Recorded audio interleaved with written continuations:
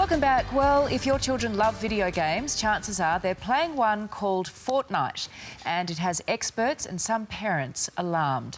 With 45 million users worldwide, some as young as 5, this online survival game has kids and teens competing to kill each other on screen, Hunger Games style. There are concerns it's turning children into addicts and desensitising them to violence. So for today's agenda, I'm joined by mother of 4, Kirsty Cordingley, and Dr. Joanne Orlando. Good morning to you both. Thank you for being here. Morning. Firstly, Kirsty, just paint a picture on your house and how this game is impacting on your 4 boys. So I have four boys, varying in ages. So my eldest is 20, 11, 9 and 5. Yeah, they all play Fortnite? They all play, yeah, with very restricted and controlled use. So, but it's socially, you know, fairly important that they all interact with their friends and... When they are playing, when they are engaged with this game, just explain sort of what's going on in the house. Because I'm hearing that it's incredibly annoying for parents because there's a lot of screaming and shouting and it's quite aggressive. Is that your experience? Not really, because I make sure that they play with the volume down because I don't like the sound effects of and the nature of the game. So they play with the volume down, but they're interacting with their friends, so they're talking on their headsets. But it's for limited times and only on weekends, so... Joanne, this game is attracting a lot of attention. I mean, 45 million users around the world is just extraordinary. Explain to our viewers why this one's... I mean, gaming's been around for a long time. Explain why this one is different to others that are already out there. OK, well, it's the biggest game in the world at the moment. It's free, so that's why one of the reasons it's so free. Popular. And it's, like you said, Hunger Games style. So there's 100 kids, they go in there, they play a game together. The last man standing wins, so they're just killing each other. There's no storyline except to kill.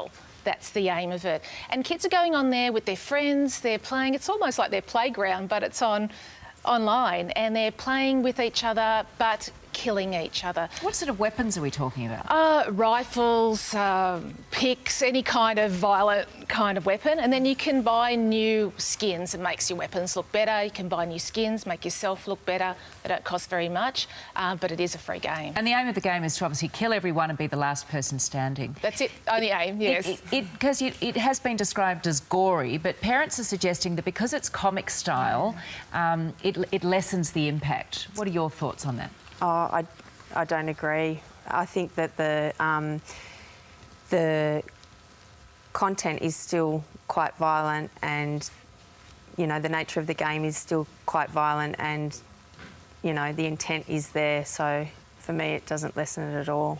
You're nodding, Joanne. Violence is violence. Violence is violence. So they've packaged the game up a bit like a cartoon. So it's not like the more mature, violent games. And then you can dress your characters up in Santa outfits or fun outfits. So they've done this to appeal to a younger audience.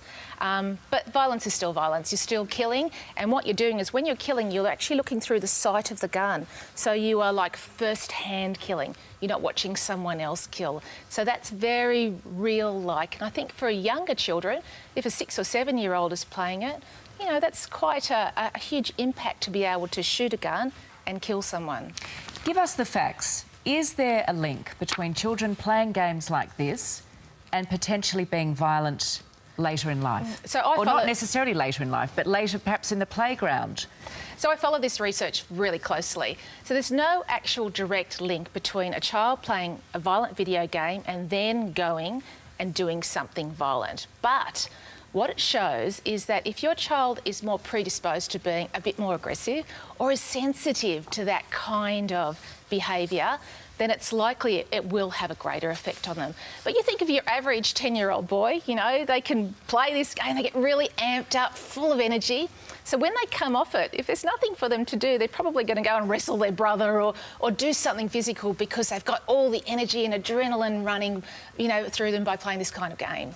Just quickly, what's your observation with your boys, Kirsty? Do you notice that sort of reaction after they've played? Not really, but my boys compete with each other, so it's a competition to see who can play the PlayStation the longest. So they play it on PlayStation in a supervised environment. So it's basically who gets to play when is more the issue in our household.